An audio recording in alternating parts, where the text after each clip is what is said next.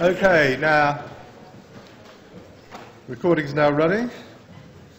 This is lecture 7, about sets and their subsets. There's some overlap with analytical and computational foundations, so you may see some stuff twice. That doesn't do any harm. There's a few spare handouts left at the front, so there's been quite a run on them this morning.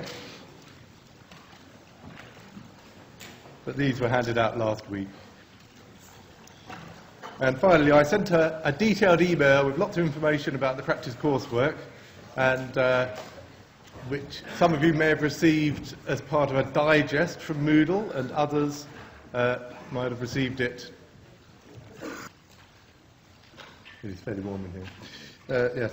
So if you didn't receive that email, one possibility is that you don't realise that these digests that arrive actually tell you about some emails that I'm sending about the module. Remember not to delete things that arrive saying Moodle Digest, because they might be an email from me with lots of important information. However, if you really can't find any trace of this email, you can still look on the module Moodle page. There is a news group, an announcements group.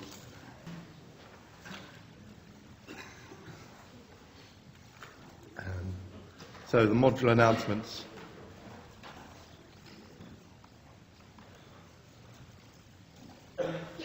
Module announcements on Moodle.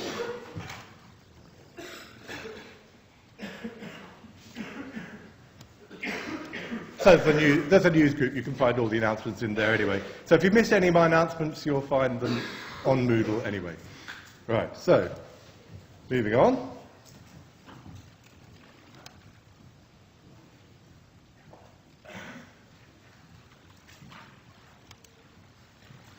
What does it mean to say that one set is a subset of another set? So far we've been working with subsets of the real line, so we sort of know what that means anyway. A subset of a set is a possibly smaller set, something that doesn't have anything in it that isn't in the bigger set. It could be the whole of the big set, or it may just be part of the big set. So it says A is a subset of B if every element of A is also an element of B, but not necessarily the other way around. So B may or may not have some extra elements. And this notation here is a sort of subset or equal notation. That's to clarify the point that they might be equal, or it might be a proper subset. Now, in books,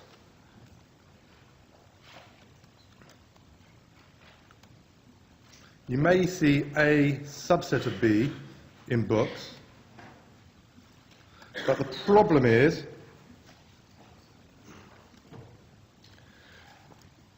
that some people use that to mean it's a subset, but it's a really strict subset, it can't be the whole thing, and some authors use it to mean it's a subset, but it might be the whole thing. So that notation is ambiguous in as much as it varies from author to author. Any book you're looking in, you can see which way they're using it. So you have to look at the notation section at the beginning to see which version of this subset sign they're using. However, this subset or equal notation is safe. That always means that it's a subset, but it could be equal to. You just don't have the information yet to know whether it's a proper subset or equal to the whole thing. Right, so this sort of thing is called a set inclusion, A subset of B. And I'll show you lots of set inclusions in a moment. So the fact that we've only worked with subsets of R so far means that you can look at the following set inclusions. There's an interesting one at the left. Empty set is a subset of natural numbers. I'll say a bit more about the empty set in a moment. The empty set is always a nuisance, and some strange things happen with it. But apart from the empty set, these are pretty obvious. The natural numbers, every natural number, every positive integer is an integer, but there are plenty of integers that aren't positive. So that's a strict subset. But you're still allowed to write subset or equal, because 2 is less than or equal to 3. Something that not everybody is aware of, but 2 is less than or equal to 3. So Z is a subset of Q. Every integer is a rational number, but there are plenty of rational numbers that are not integers. Is there a question? Why is 2 less than or equal to 3? because it's less than or equal, so you only have to have one of them true. This is a good question, and it has caused a lot of confusion in the past, okay?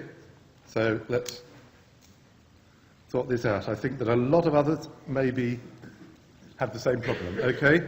2 less than or equal to 3, because that's shorthand for 2 is less than 3 or 2 equals 3. And for a mathematician, or means at least one of the statements is true, okay? And since one of the statements is true, it's also true with the or in, okay? That's the mathematician's or. If I'd said 2 is less than and equal 3, that would have been false, because only one of the two statements is true. But it does cause a lot of confusion, and it probably always will. So that's worth thinking about that mathematician's use of the word or. So this one gets a tick, okay? So that's, for the same reasoning, we're allowed to write subset or equal for these sets, even though they're not equal, because it's a subset, it's a strict subset bit is true, except that we use subset to mean subset or equal anyway in this module.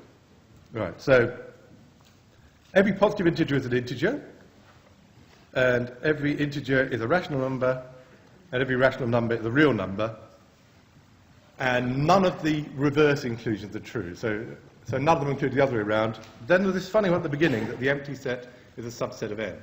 Now, the empty set has a very strange property, that the empty set is a subset of any other set, whatever set you take. For all sets A, we have the empty set is a subset or equal to A. Doesn't matter what weird set you try, the empty set is always a subset or equal to it. Now, I won't try to convince you of that immediately now, because it's going to come back in a minute. And once we've had another look at subset and not subset, it should become a little bit clearer.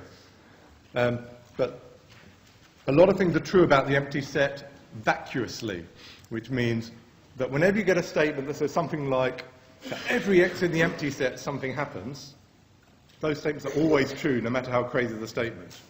It is true that for every x in the empty set, it's true that x equals x plus 1. It's vacuously true, even though there's no x that can equal x plus 1, but it doesn't matter, because it's still true for all x in the empty set.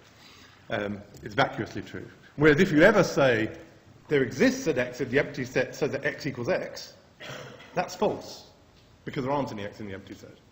So no matter how blatantly true the statement looks, if it involves that there exists an x in the empty set, it's false, because there aren't any. And if it's blatantly false, but it started for all x in the empty set, then it's actually a true statement, because there are no counterexamples. The empty set is a nuisance that way. Okay.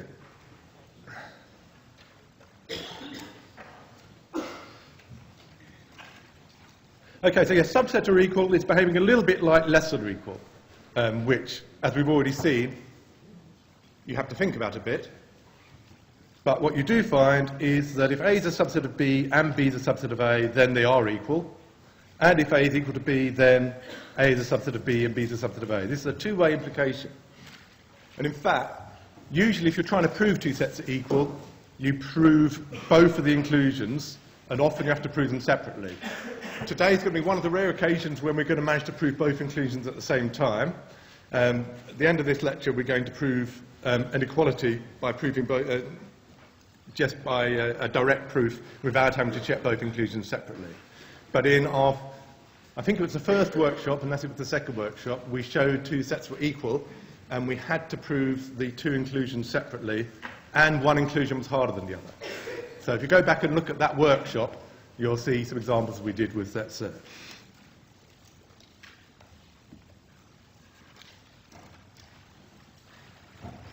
So here's some other ways of thinking about A as a subset of B.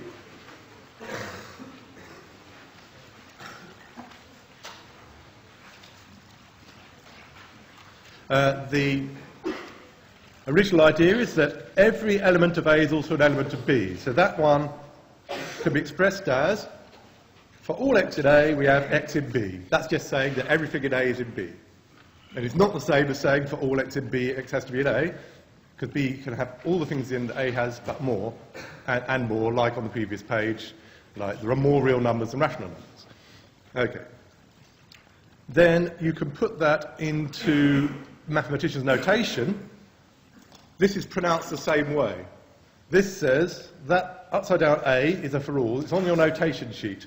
You should make sure you don't lose your notation sheet, or if you do lose it, you should print out a spare, because this will remind you what all these symbols mean.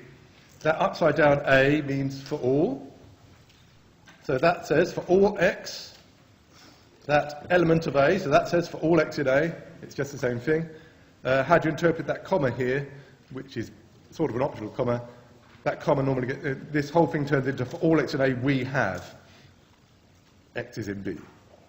So in other words, those first, that's exactly the same as the one above, it's just mathematicians' notation for it, which saves a lot of writing.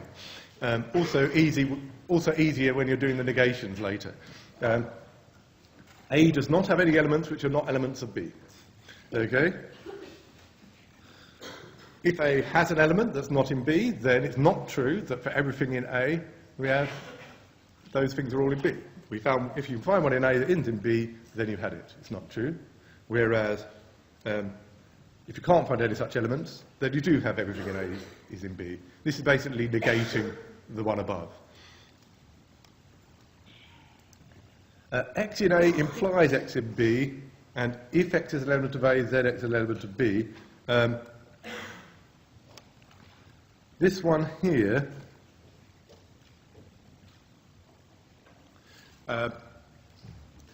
doesn't say much about what x is, okay? So you could say for every mathematical object x, x is in A implies x is in B. Usually you work in some sort of universal set. We'll normally be working with subsets of the real line. So typically what you do is you check that for all x in whichever universal set you're working in at the moment. So a lot of the time we're going to work with subsets of the real line, and so what you do is you check for every real number x that if x is in A, then x must be in B. But I mean, the alternative is just say, let x be in A, prove x is in B. But I would say, I would interpret this one, because there's nothing saying what x is, for all x in the current universal set. I'll say more about universal sets in a moment.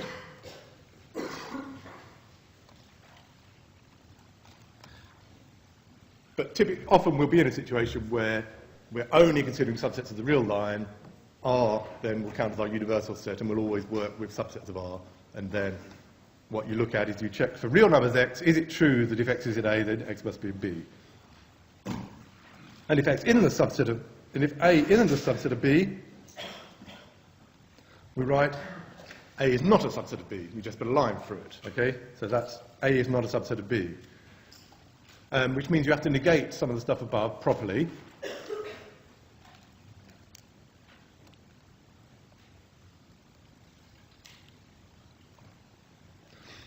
Oh, yes, but I'll say a bit more about that in a minute. But first, so it's quite easy to have A not a subset of B and B not a subset of A, so it's neither a subset of the other. For example,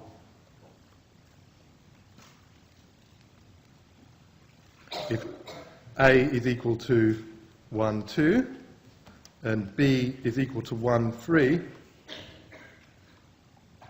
then neither is a subset of the other. If I draw a little Venn diagram,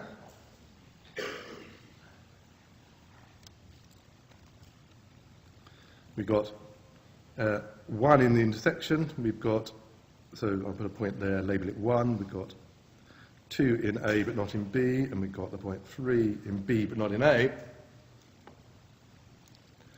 So A is not a subset of B because 2 is in A, but 2 is not in B. And B is not a subset of A because 3 is in B and 3 is not in A. Just note that. A is not a subset of B because 2 is in A and 2 is not in B. And that's the reason for A. The reason B is not a subset of A is because 3 is in B and is not in A. Okay. So different reasons for the two sets. And this I'll leave as an exercise for you, is to try and write down some other statements which are equivalent to A is not a subset of B. Actually, we're going to have a question about that soon anyway. But here's one statement that's equivalent to A not being a subset of B. It's, there exists an X in A such that X is not in B. Like here, we had a 2 in A that wasn't in B, and that demonstrated that A was not a subset of B. And that's actually equivalent to it. Well, no. These two states are equivalent. That means each one implies the other. If A is not a subset of B, there has to be at least one element of A that isn't in B. And if there is such an X, then A is not a subset of B. So it's a two-way implication. There's a lot of questions about equivalence on practice coursework 1. So this is when you've got two different statements and you're trying to decide whether they're equivalent or not equivalent. Doesn't mean either of them is true, but if they're statement, then they're either both, if they're equivalent, means they're either both true or both false, though you don't know which is happening at the moment. Okay? So two statements are equivalent means that they're either both true or both false, depending on circumstances, but you can't have one of them true and the other one false either way around. Which is the same as saying that each statement implies the other. Whenever one of the statements holds, the other one has to hold two. And that normally means you have to prove two different things, because you normally, and sometimes it's harder to prove one direction than the other. Okay. So.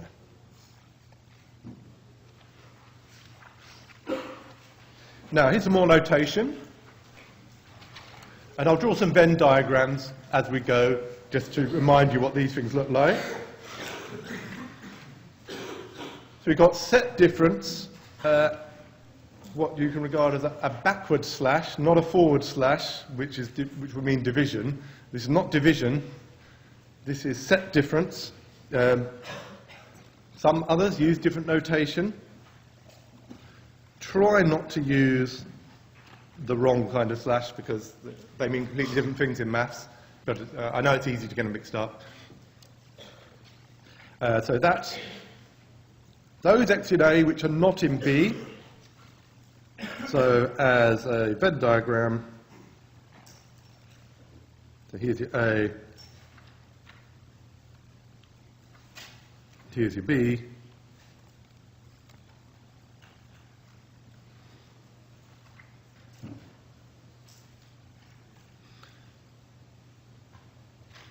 and here's A take away B in there.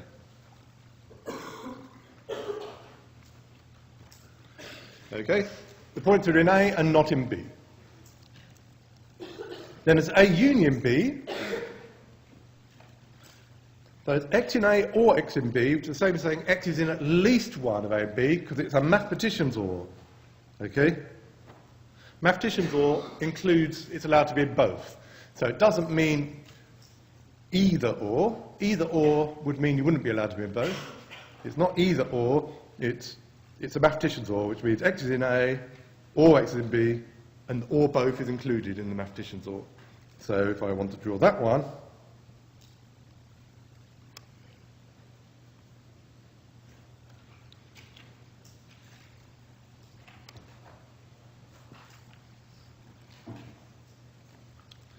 you take your A and your B and you just shaded everything.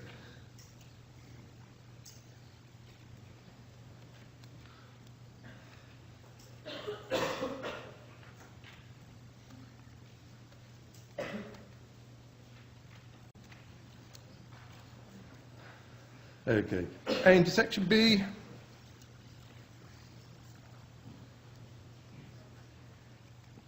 That's X, so that X is in A and X is in B.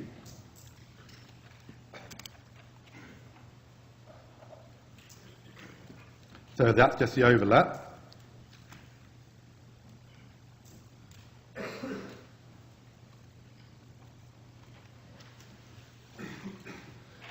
Okay, and those are some of the standard set operations that we use.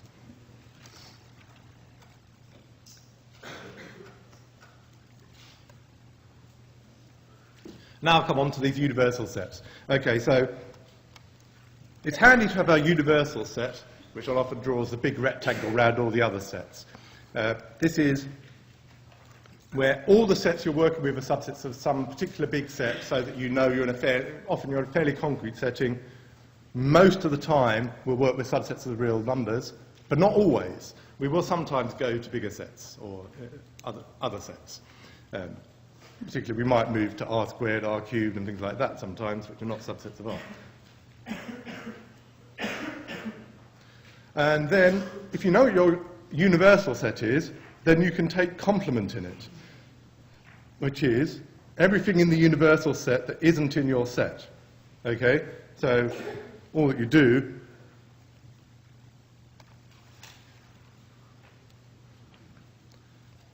is you've got your universal set U and your subset A.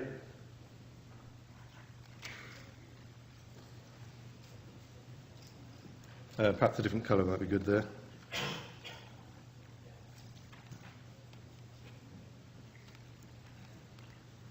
So here's A, and then outside you have A complement. It's everything in U that isn't in A. So I'll just shade in A complement.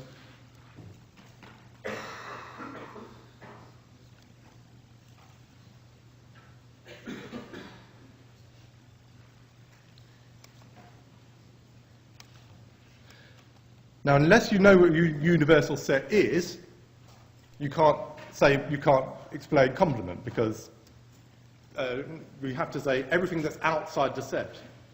But you don't want to say every mathematical object that's outside the set, because that's going to start including things like the complex number I and all sorts of weird stuff, and all the sets around it. Actually, there's too many mathematical objects to even make a set out of it. That's why when you take complement, you need to know what your universal set is. But if you like, almost by default, our universal set's going to be R. So, for example, Q complement means, for us, it's going to mean those real numbers that are not rational. And the real numbers which are not rational, that's the irrational numbers. Okay? So Q complement is a nice notation for the set of irrational numbers.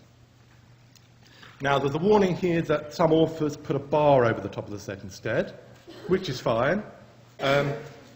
But putting a bar over the top of things is used for quite a lot of other things in maths.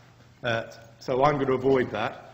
You see, it gets used for complex conjugate as well, sometimes. It also gets used for what mathematics call the closure of a set, which is very different from the complement of the set. So line over the top, the bar over the top gets overused a bit. So I'm going to stick to using the letter C. However, Dr. Zacharias did put the line over the top, and so when you remember, I put all of Dr. Zacharias's question sheets on the Moodle page. Loads of questions for you to check yourself out, check things out on. I haven't changed his questions, and he uses the bar over the top for complement. So that's a warning if you look at those questions. Okay.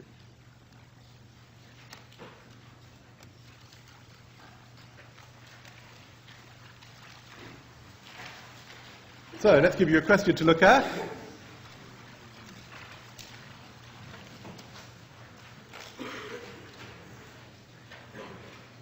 In the following, A and B are both subsets of some larger set U, perhaps the real line. Anyway, it doesn't really matter for this question. And you have to decide which of these statements is equivalent to the statement that A is not a subset of B. Only one of them is. It's not enough to have an implication one way round, right? So we're not looking for something, we're not looking for a statement that implies that A is not a subset of B. That's not enough unless it is also implied by it, okay? So in terms of the notation we've done, you have to think about the notation we've done, look at some of the comments we had, and decide which of these is the same as exactly equivalent to. So it's true if and only if. So one of these statements is true if and only if A is not a subset of B. The other ones are different. Okay, so let's see how you get on with that. I'll pause the recording and give you a minute or two to discuss it, and then we'll see what people have gone for. Okay?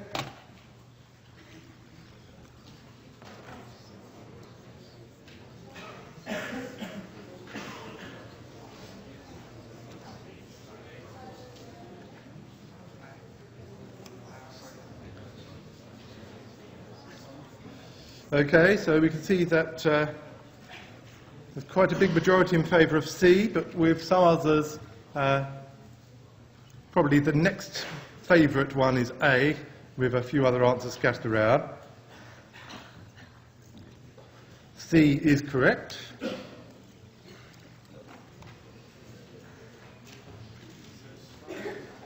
Okay, let's have a look at and see what's going on with the other ones.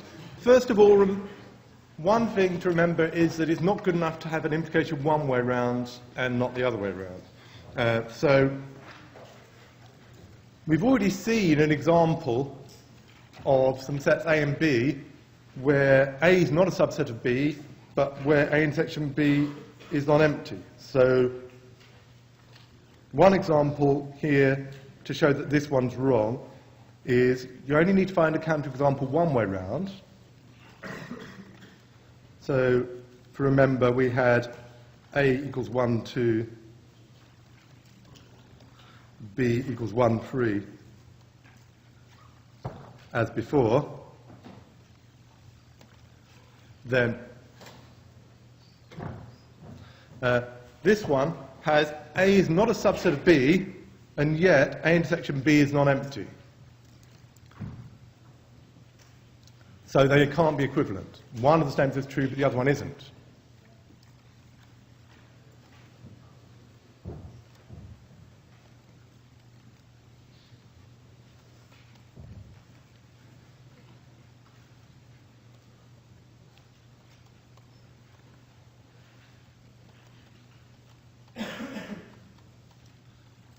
A little bit of logical thinking here. This says that one of the statements is true, that's the A not subset of B, and this says that the other statement is false. A intersection B is not the empty set. Okay, so they're not equivalent. Interestingly, you could just manage it the other way around as well.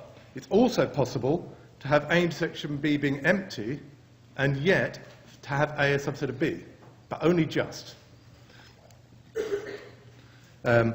The only way to manage it the other way around is if A is the empty set. Okay? If A is the empty set, then A intersection B will be empty, but A will also be a subset of B. So the empty set is being a nuisance again, tells you that neither implication works for A. Neither one implies the other, but one of them almost works.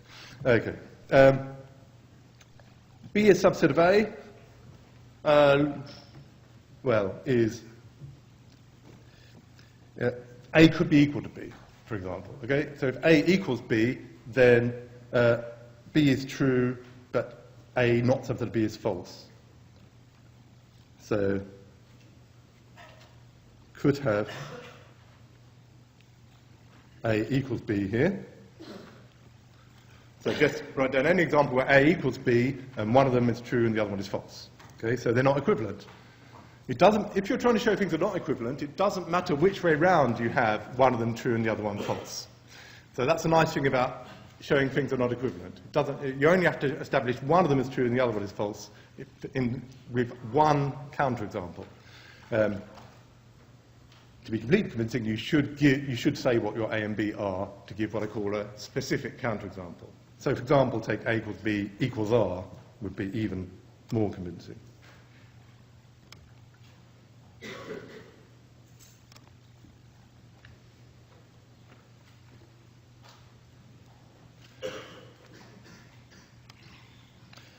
This A intersection B complement is not empty. There's something you can check as an exercise that A intersection B complement is equal to A take away B. Okay, if you've never checked that before, you could do the Venn diagram for that.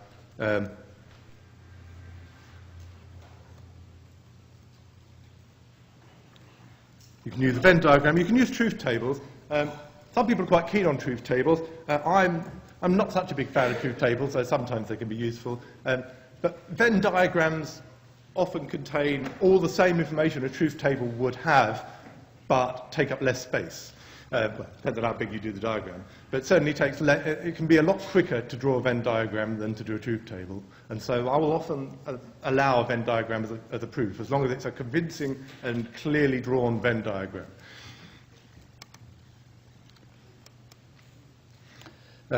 Because of that, so that means A intersection B complement is empty if and only if there's at least one thing in A take away B.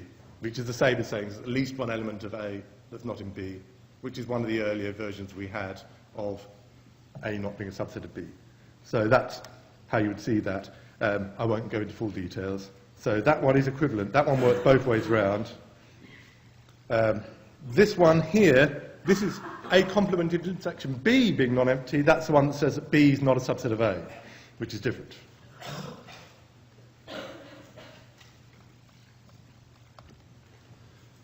So that's the wrong way around.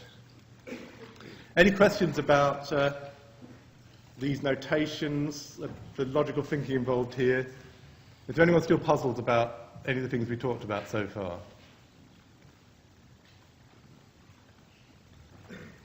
You can always contact me. I'm always willing to read my email and answer questions.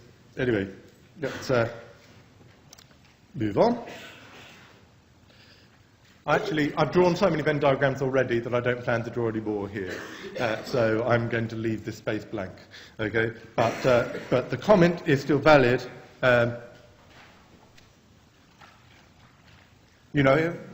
me just draw a typical Venn diagram with A, B, and C.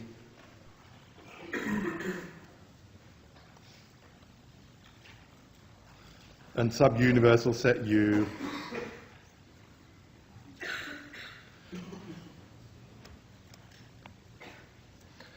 And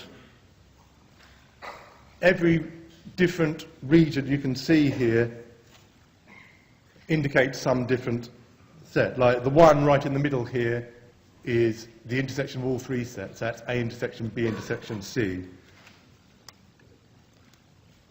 So I've shaded A intersection B intersection C. We'll look at intersections again in a minute. So you can intersect three sets as well as intersecting two sets. Every other region in here, so there's a little exercise for you. Figure out exactly which each of the small regions is in terms of set notation. Okay. So there's the 8 possible regions here. Basically, you decide for each of the three sets A, B, and C, and a point X is either in it or out of it for each set. So that's 2 choices for each set. That gives you 8 different possible regions that a point could possibly be in.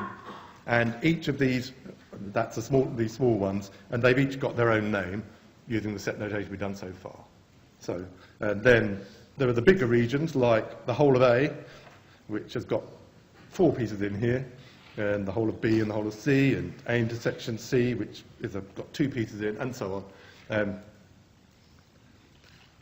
Every different combination of these pieces gives you another way of combining the sets A, B, and C. So they will all have their own set notation. Let me not say any more about that.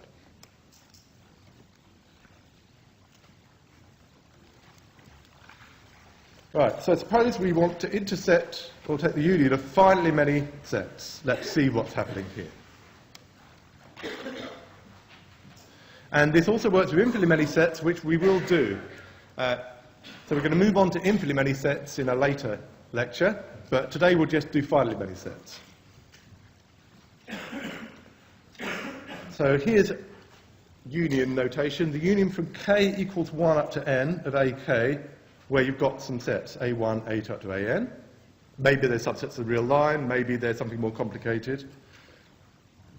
And it's all mathematical objects x, whatever that means, so that there is a k in 1, 2 up to n with x in ak. That's to say, it's all x which are in at least one of these sets. You could define it inductively as well. We know how to take the union of 2 sets, and then you can throw in a third set, and take the union with that, and then you can throw in a 4th set and take the union with that, and then any finite number of sets you can get it that way. When you want to get an infinite union, you don't want to do it that way because you'll never get to the end. So infinite unions will have to go back to this idea of those x which are in at least one of the sets. Okay? And you can use the word or, it's mathematicians or, so you can say it's those x, such that x is in A1, or x is in A2, or x is in A3, and so on up to or x is in AN. It's a mathematicians or, it means in at least one of them. Whereas the finite intersection is those where it's in A1 and in A2 and in A3, and so on up to AN. It's those X which are in all of the sets mentioned.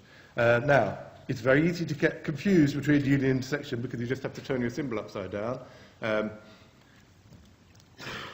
have to try and think of a good way for people to remember that. But find your favourite way to remember it, because if you do mix up intersection and union, you're going to get completely the wrong answer to any question you're working on. So you have to find a way to remember which one is which.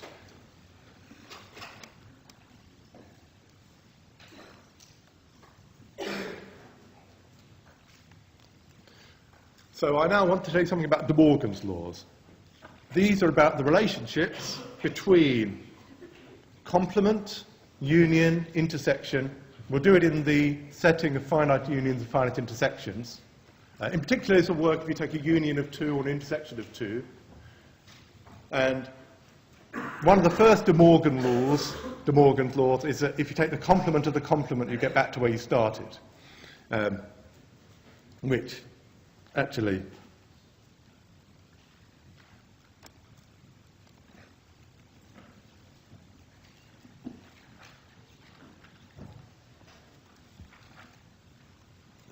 if I remind you that A is there and A complement is out here, the complement of A complement is going to be those things which are not in A complement, which are going to be those things which are in A. So the complement of A complement is A, but you can prove that more formally in various ways. I regard that as sufficiently obvious that I'm not going to write a proof down, but if you did want to write a careful proof down that A complement is equal to A, working in your universal set U, then you can do it by imitating the proofs that I'm about to write, connecting union into intersection. So the more interesting ones, I mean, this one's pretty obvious, that if you keep taking complement, you just swap between A and its own complement, and the complement of that gets you back. That's a pretty obvious one. But what's slightly less obvious, and it corresponds to the fact that if you negate a statement with ands in, you're going to get a statement with ors in. And if you negate a statement with ors in, you're going to get a statement with ands in. So, and taking complement is very like negating a statement. In fact, you're going to be negating the statement X in A to get the statement X is not in A, which is what's going to take you into the complement. So that's what's going on. And because you swap ands and ors round, when you take complements, you interchange intersections and unions.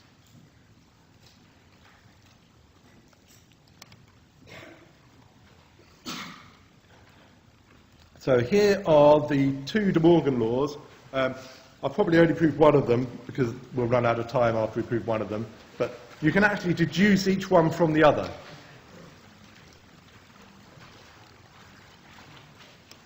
So it's going to be an exercise to deduce this. I'm going to call the top one 1.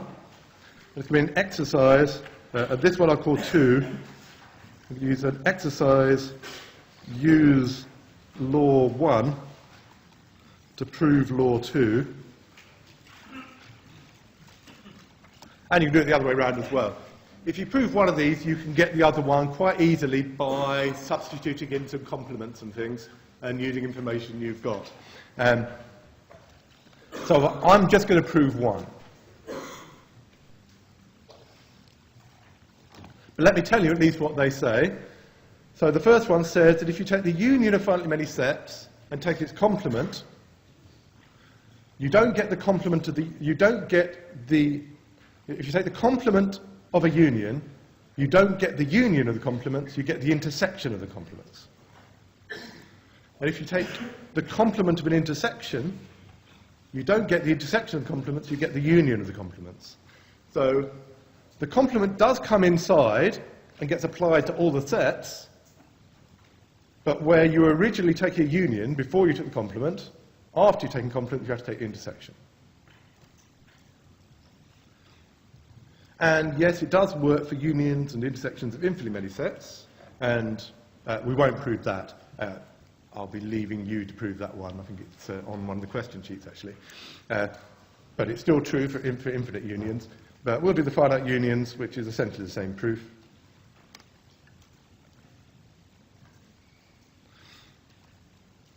We'll prove one. And let me call this the left-hand side, and this the right-hand side.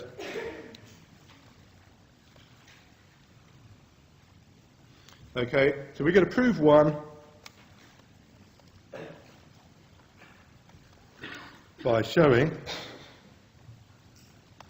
x is in left-hand side if and only if x is in right-hand side. This is unusual that we could do it in one go, because usually you have to prove one implication separately from the other, and one implication is usually harder than the other, but in this case it manages to go through in one, which saves a bit of time.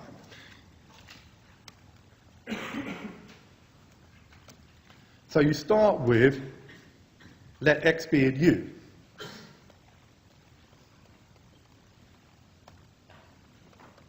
Because I'm going to show that each x in U is in the left-hand side if and only if x is in the right-hand side.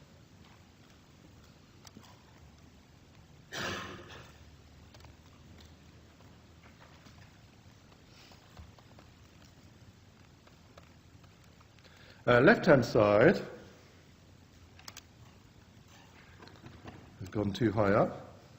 That's if and only if you're not, I'm going to make sure I keep a copy of this open in front of me so I remember which side's which. That means you're in the complement of the union. That's if and only if you're not in the union.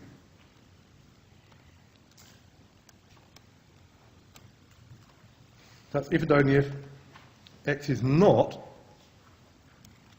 in the union from k equals 1 up to n of ak. That's if and only if it's not true, that's my not symbol, that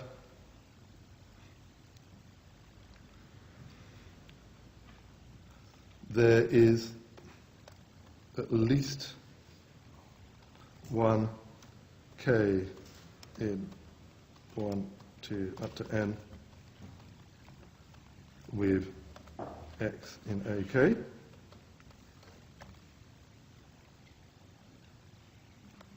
AK. Not true there's at least one means that there's none. So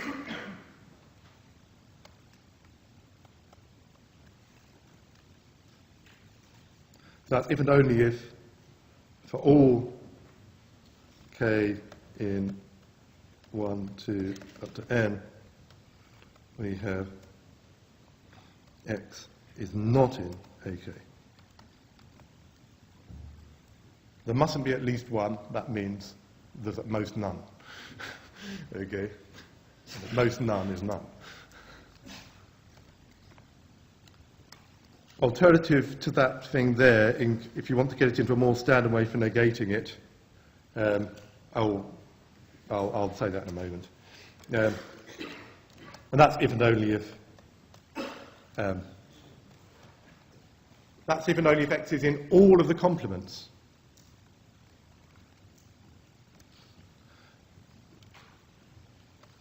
Let's say if and only if for all k in 1 to n, we have x in AK complement. That's if and only if x is in the intersection of the complements.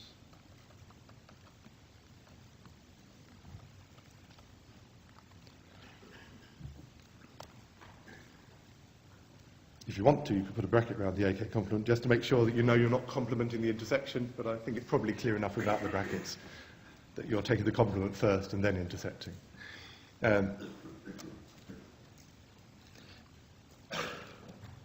So my comment that I wanted to just make about this one